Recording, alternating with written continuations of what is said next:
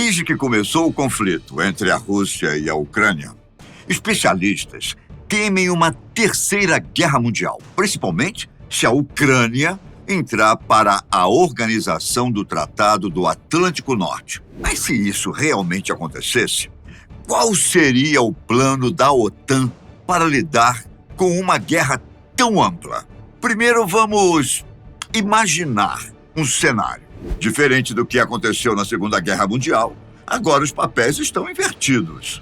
Se a Alemanha tentou invadir a União Soviética, agora é a Rússia que invade a Ucrânia. Assim como a Alemanha, a Rússia está mostrando ser uma nação ferozmente nacionalista que busca se reafirmar na Europa, invadindo a Ucrânia desnecessariamente.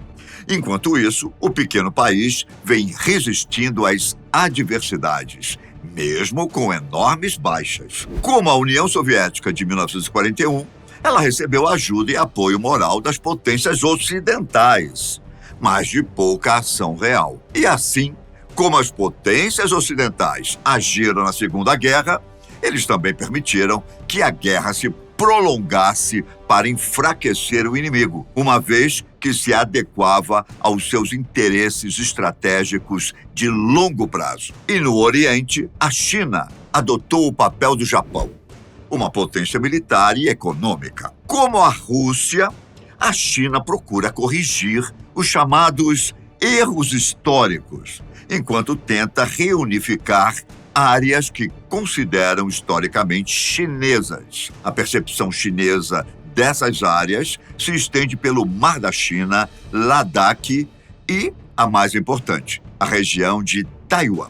A China tem fortes laços econômicos com o Ocidente, mas simpatiza com a causa russa e seus dois líderes têm muito em comum. Contudo, a China tem a ganhar mais ao se alinhar com o Ocidente, especialmente depois que a situação no campo de batalha da Rússia reverteu.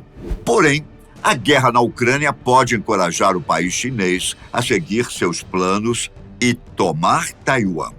Diante de todos esses fatos, vamos agora visualizar o pior cenário possível.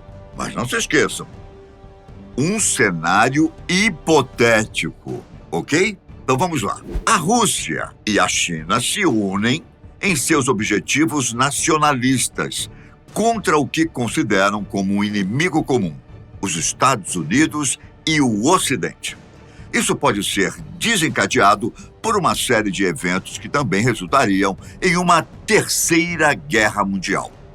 Neste cenário, a Ucrânia recebe ajuda ocidental, com recrutas recém-treinados e mercenários estrangeiros que ajudam a fazer uma grande contraofensiva para tomar Kherson e colocar toda a Crimeia ao seu alcance. No leste do país, eles atacam a parte mais fraca das linhas russas e empurram os russos de volta para o outro lado da fronteira. A população russa, até então isolada das notícias da guerra, toma conhecimento dos contratempos no campo de batalha. Os recrutas treinados, às pressas, enviam histórias de horror das linhas de frente. E um número crescente de cadáveres chega à Rússia. Rumores surgem contra Putin, surgindo também a hipótese de um golpe. Putin, então, ordena que seus comandantes usem armas nucleares táticas para deter o avanço ucraniano e para controlar a situação. Um clarão logo rasga a escuridão do início de uma fatídica manhã, quando uma ogiva nuclear de 0,3 quiloton explode na ponte ucraniana no rio Donetsk. Outros mísseis atingem várias outras regiões estratégicas da Ucrânia. Os efeitos são desastrosos. As explosões destroem grande parte da ajuda ocidental enviada, incluindo 6 baterias de poderosos lançadores norte-americanos recém-recebidos e milhares de cartuchos de munição poderosa. A radioatividade residual que paira sobre a área revela as evidências de que a Rússia fez um ataque nuclear. Mas Putin nega, afirmando que são acusações infundadas, vindas do Ocidente. Após os ataques, chega a hora da OTAN e dos Estados Unidos entrarem em ação. Afinal, Putin cruzou todos os limites possíveis. Ao mesmo tempo, a intervenção da organização pode provocá-lo a lançar mais mísseis nucleares, especialmente se ele sentir que sua própria sobrevivência está em jogo. A OTAN, então, impõe uma zona de exclusão aérea sobre a Ucrânia, que basicamente é uma área onde está restringido ou proibido o voo de aeronaves. Depois, a organização também coloca todos os países europeus que fazem parte da aliança em alerta máximo. Enquanto isso, navios de guerra e submarinos norte-americanos adentram o Mar Báltico, muito próximo da cidade russa de Kaliningrado. A Turquia, que para quem não sabe, também é membro da OTAN, bloqueia o acesso à navegação russa no Mar Negro e os submarinos dos Estados Unidos e da OTAN começam a agir. Enquanto isso, um avião russo, em uma missão, invade a zona de exclusão aérea imposta pela OTAN. Apesar dos avisos, o piloto se recusa a recuar e é abatido. Em retaliação, a Rússia dispara meia dúzia de mísseis hipersônicos na base aérea da Estônia, onde estão localizados os caças da OTAN. Vale lembrar que a Estônia é um aliado da organização.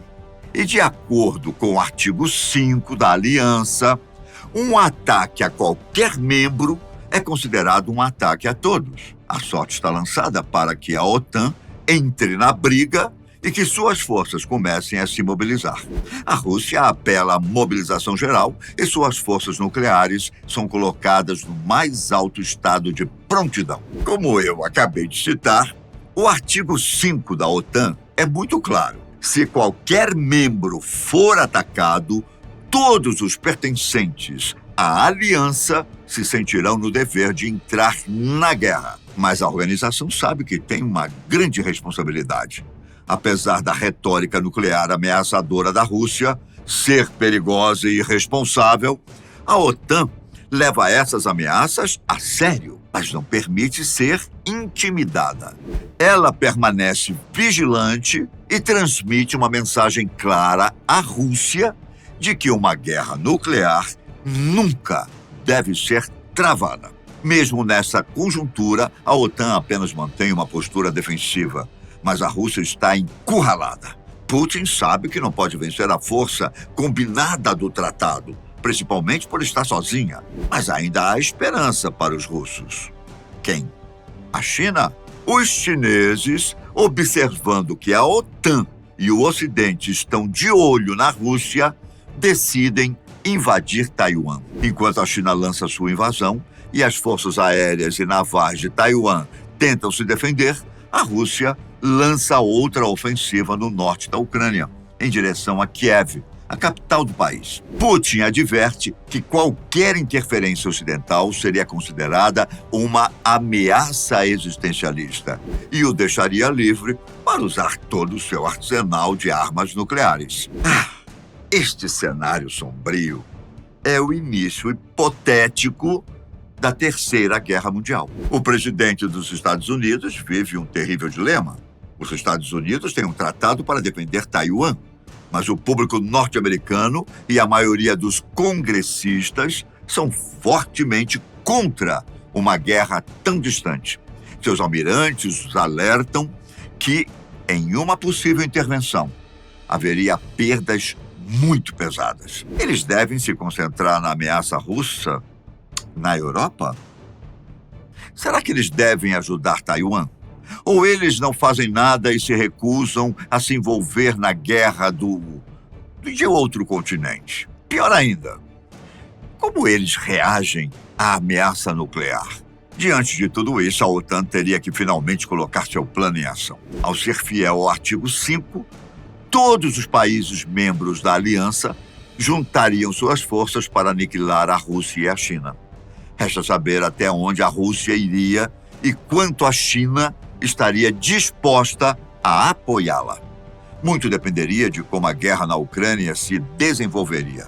Mas se isso acontecesse, as únicas certezas que temos é que milhares de vidas seriam perdidas e que os aliados da OTAN certamente venceriam a guerra. Bom, por hoje é isso. Nos vemos no próximo vídeo da Fatos Desconhecidos.